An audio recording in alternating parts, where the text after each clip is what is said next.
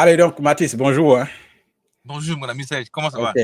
très bien. Allez, chers amis abonnés, aujourd'hui, nous avons un invité qui est Mathis et on va parler d'un sujet, on va causer.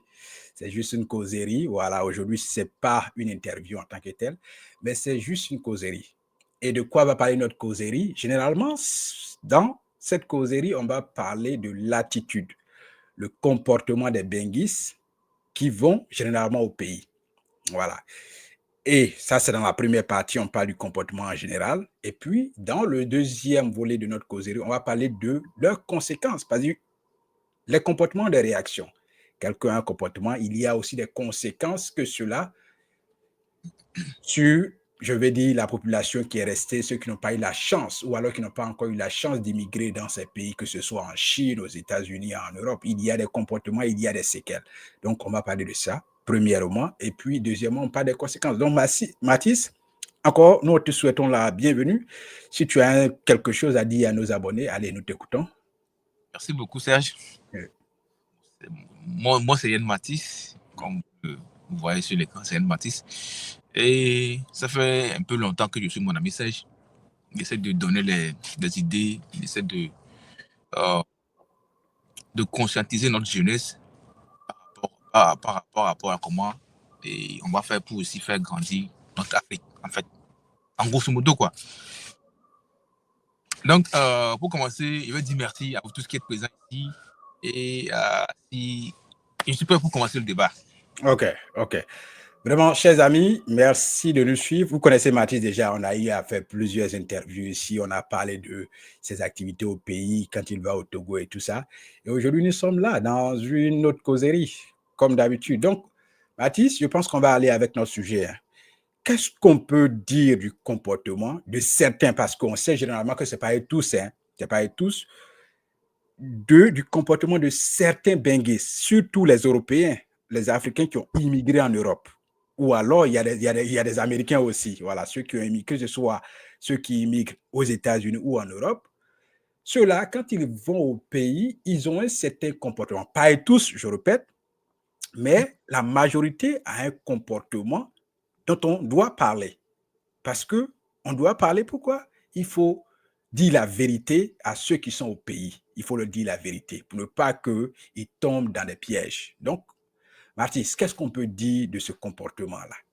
Ce qui est à désirer, ce qui n'est pas vraiment un exemple dans la société. C'est de ça qu'on parle. Sinon, il y a des gens qui sont exemplaires. Ce n'est pas de ça qu'on parle, mais on parle du comportement qui n'est pas vraiment de l'exemple.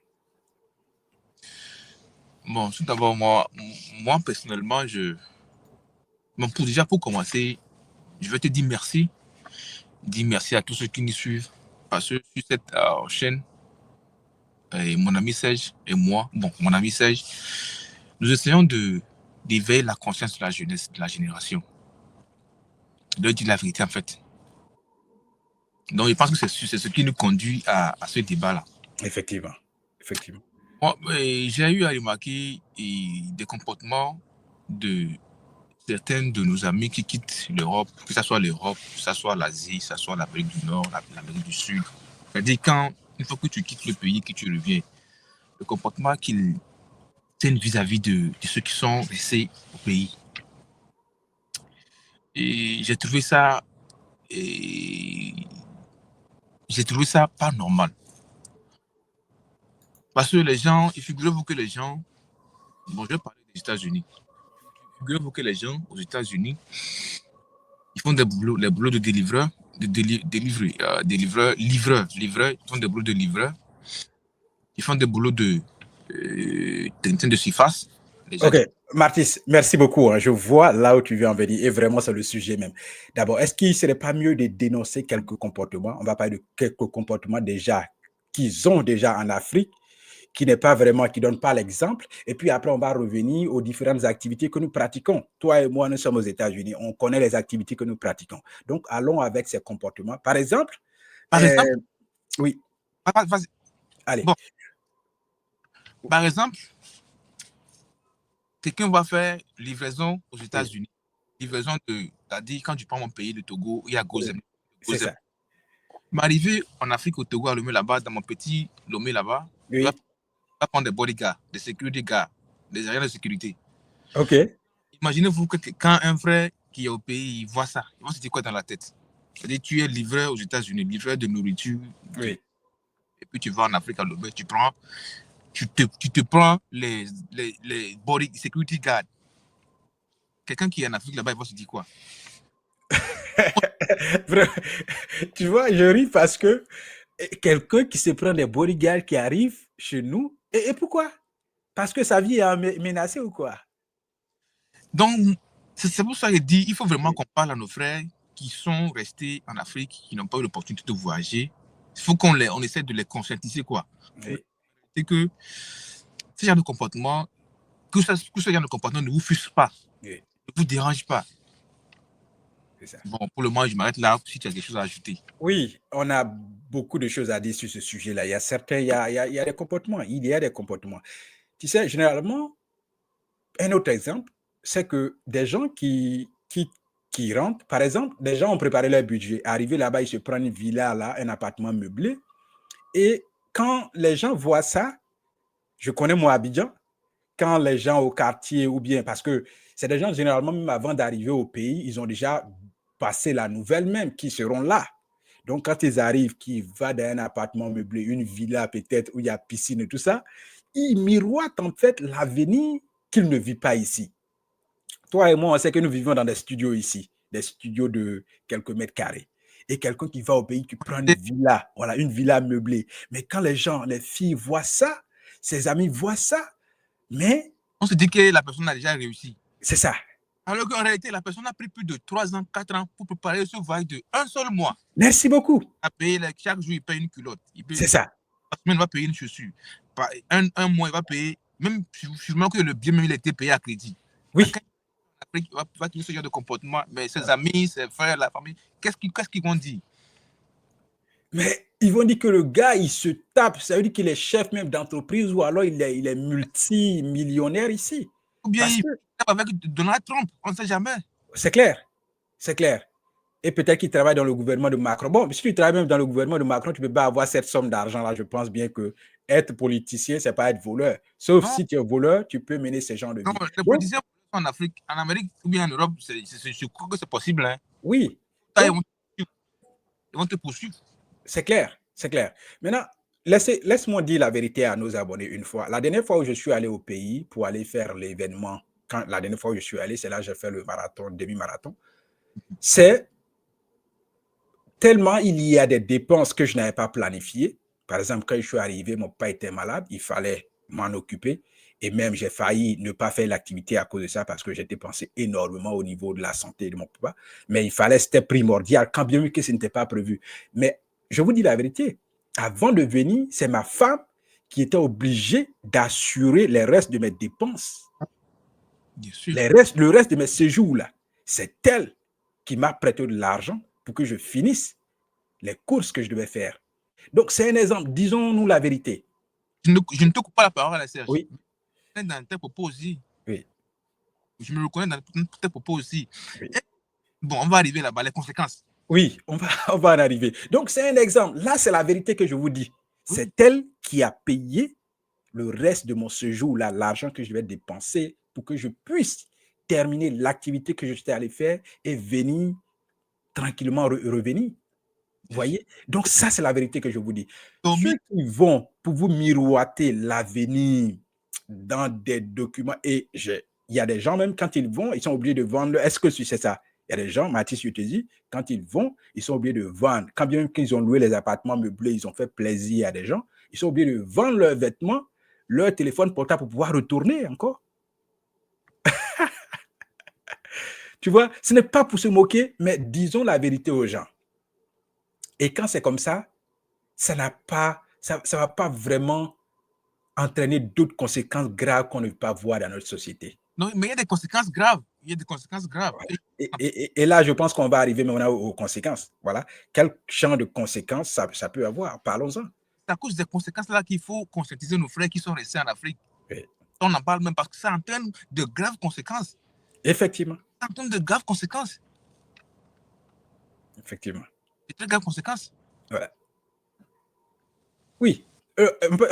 En fait, l'une des conséquences dont on peut évoquer, Vous voyez, les gens traversent aujourd'hui vers la Libye et autres. Ils sont devenus prisonniers, ils sont devenus esclaves là-bas. C'est quoi? C'est ça. C'est l'une des conséquences les plus graves. Aujourd'hui, parce que les gens ont tellement miroité l'Occident, miroiter Paris, miroiter les États-Unis. Ça fait que tout le monde veut venir vivre. Toute la jeunesse aujourd'hui rêve de venir vivre ici. Et aujourd'hui, qu'est-ce qui se passe? Ils sont obligés de passer par le Mali, le Niger, passer par le grand désert, aller en Libye pour devenir esclaves. Ils sont prisonniers là-bas. Ils rentrent aussi aux États-Unis, ils passent par le Brésil, le Mexique ici. Et puis, il y a certains qui meurent, certains jusqu'à. Tu vois? A... Puis, en fait, le conséquence, c'est que moi, la plus grande conséquence, c'est que l'Occident nous vole nos talents. Ouais. Le plus brave homme. Oui. Le capital humain, l'Afrique, la plus grande capacité des Africains, c'est le capital humain. C'est ça. L'Occident nous vole nos talents. Tu vas voir les gens viennent ici, quand ils font 10 ans, 15 ans, jusqu'à ils arrivent à avoir papier, ils étudient, ils deviennent des ingénieurs, mais ils ne veulent plus rentrer. Non, ils ne veulent plus rentrer. Donc, l'Occident nous vole nos talents chaque jour. Et puis, d'autres conséquences sur le terrain, que ce que les gens partent frustrés là-bas, et ils abandonnent leur activité. Ils abandonnent leur activité, ils abandonnent leur projet qu'ils étaient là-bas. Ils passent par tous les moyens, ils braquent leurs motos, leurs voitures, leurs maisons, leurs terrains, leurs boutiques, pour pouvoir prendre la mer, pour pouvoir prendre le désert, pour pouvoir allier. Oui.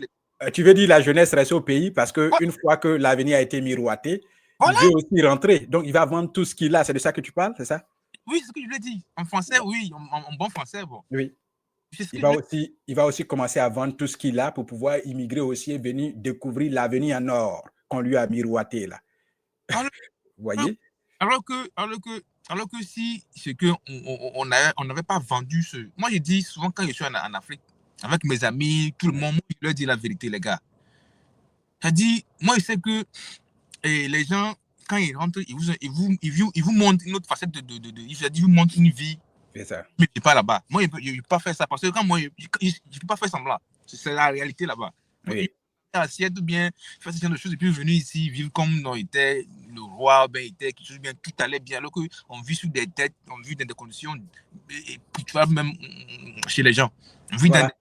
dans des tiroirs, non? Voilà. Je pense qu'on arrive là maintenant, on arrive aux activités que nous faisons ici. Les gars, on va vous dire la vérité, hein, ce que vous ne savez pas, on va vous dire la vérité. Moi, quand je suis arrivé aux États-Unis en 2019, mon premier emploi, c'était nettoyer les ordures, essuyer les tables, nettoyer les WC. Je vais dire WC, hein. Quand je parle de WC là, c'est ça, c'est ce que je faisais. Donc, voici la vérité qu'on vous dit. Et la majorité de ceux qui immigrent, c'est dans ces activités-là que nous... Il commence par là, un peu. Voilà. J'ai fait cette activité pendant 6 mois avant de changer. Et avant de venir, je vous dis la vérité, avant de venir, j'étais fonctionnaire chez moi. J'avais déjà travaillé pendant 10 ans pour le gouvernement. Et arrivé, c'était l'emploi que j'ai trouvé, c'était ce que je devais faire. Et j'ai fait ça pendant 6 mois avant d'aller dans d'autres emplois. J'ai un ami, je ne sais pas s'il va tomber sur cette vidéo un jour, mais... Oui. Quand je suis venu, premièrement, on m'a envoyé à l'aéroport là-bas pour nettoyer les mêmes choses. J'appelle ça technicien de surface. OK. Quand j'ai fait 3 mois là-bas, oui. Il y a un professeur de mon pays. Oui. Il est venu ici, on l'a envoyé là-bas aussi. Il se plaignait chaque seconde.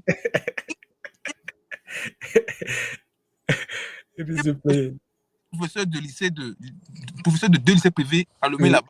Il m'a dit que quand il combinait ces 2 salaires, il était autour de 256 000. Oui. Il avait beaucoup d'argent. Il avait sa maison, famille. Mais comme souvent quand on rentre, on vend les rêves aux gens, on fait tout est gratte-ciel ici. Il a tout abandonné et puis il est venu ici. Maintenant, nettoyeur de WC. Nettoyeur de table des gens. Oui. Donc, il faut qu'on dise la vérité aux gens. Les gens qui ont leur emploi au pays, qui ont des... n'abandonnent pas ça pour pouvoir... Oui. Boza. Il faut qu'on dise la vérité aux gens. Et l'emploi dont je vous parle, moi, j'ai trouvé des Ivoiriens qui étaient dedans. Quand je venais, ils avaient déjà passé plus de 5 ans dedans. Et aujourd'hui, ils sont toujours dedans, dans le nettoyage. Il y a des gens même qui immigrent, qui font des années, qui n'ont même pas un permis de conduire ici aux États-Unis.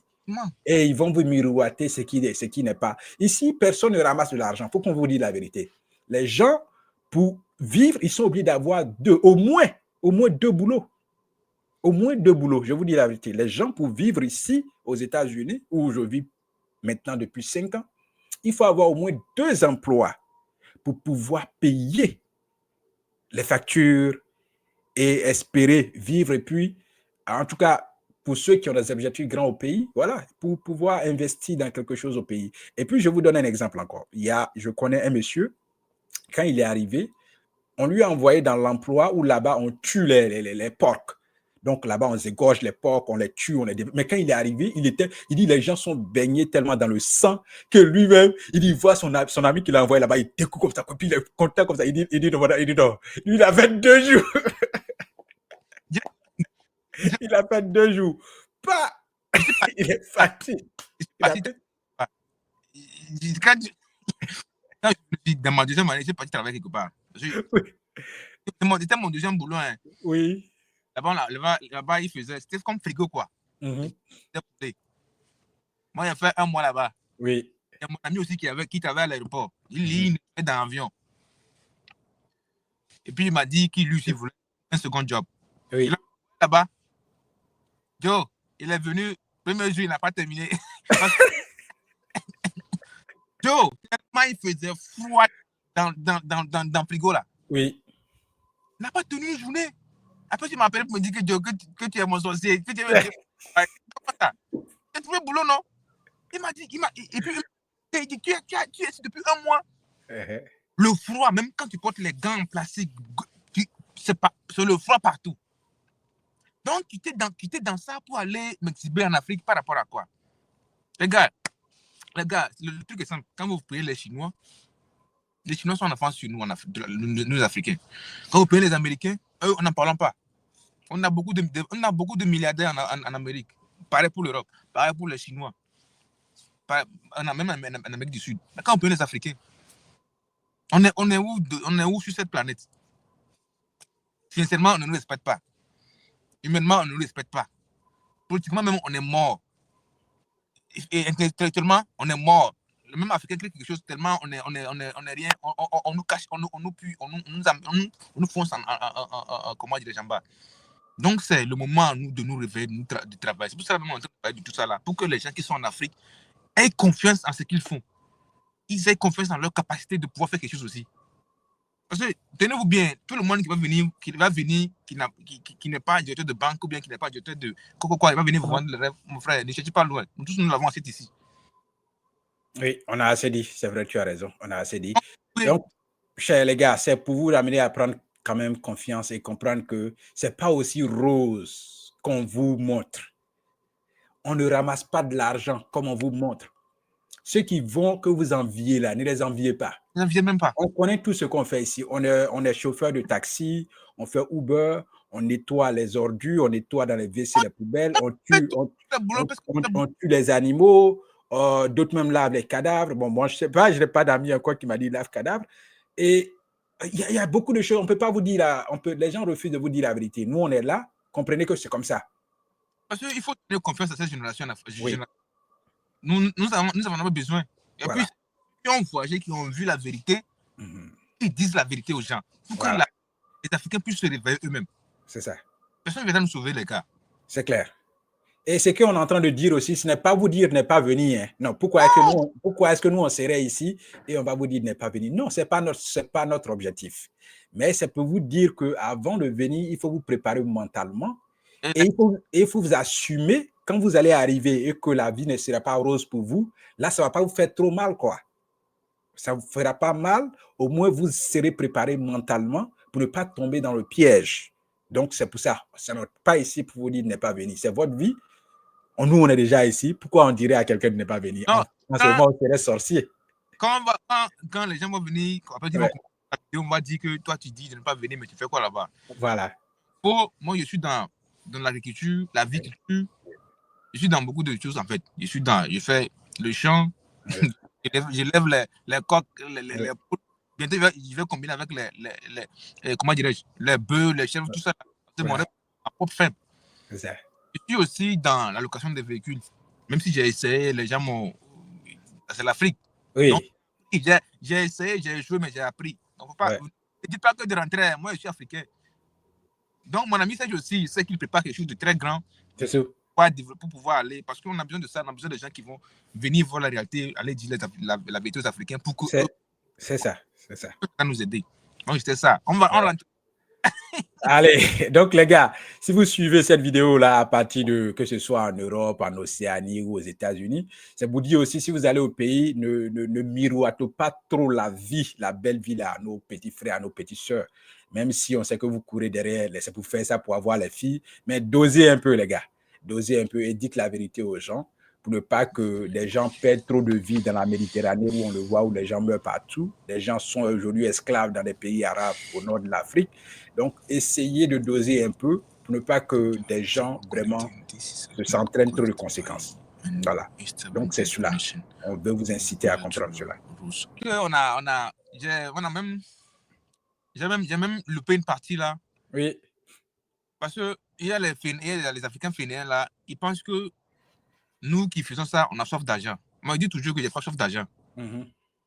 Parce que nos gouvernements africains s'en foutent de créer le boulot aux gens. Hein. Ils ont déjà les banques, les préfectures, leurs institutions là. Ils ont déjà, c'est rempli. Oui. Alors il y a une tonne de population qui est versée, ils n'ont pas de boulot. Oui. Et si vous créez des industries, vous créez des fermes, vous créez des trucs, vous allez pouvoir les embaucher. C'est ça. Si on a au moins un centre Dangote en Afrique, Joe, on est libéré. Hein. Oui. Donc, il y avait ça aussi, mais il n'y a pas de données. Peut-être prochainement aussi. OK. D'accord. D'accord. Allez, donc je pense que c'est ça. Allez, les gars, prenez conscience et c'est nous qui devons développer notre Afrique. On ne doit pas attendre encore une autre génération qui va venir construire chez nous notre peuple. Parce que partout où vous allez voir les gens qui nous ressemblent, quand je dis les gens qui nous ressemblent, pas de la couleur de peau, partout on n'est pas respecté en fait. Et pourquoi? Parce que là-bas, même chez nous, on n'a pas d'idée, innovante. Et on ne cherche pas à créer quelque chose de grand pour notre peuple. Donc, mais pourquoi est-ce qu'on serait respecté ailleurs, puisque eux, ils se voient déjà au top? Voilà. Voici le problème. Donc, à aucun continent, vous allez partir où les gens qui nous ressemblent là sont respectés. Non. Quand on vous voit, on dit, ouais, c'est ceux-là, on les voit. Je vous dis, aux États-Unis, il y a des gens, quand ils te voient déjà, ils te voient en voleur ou alors ils te voient en mendiant. Voilà.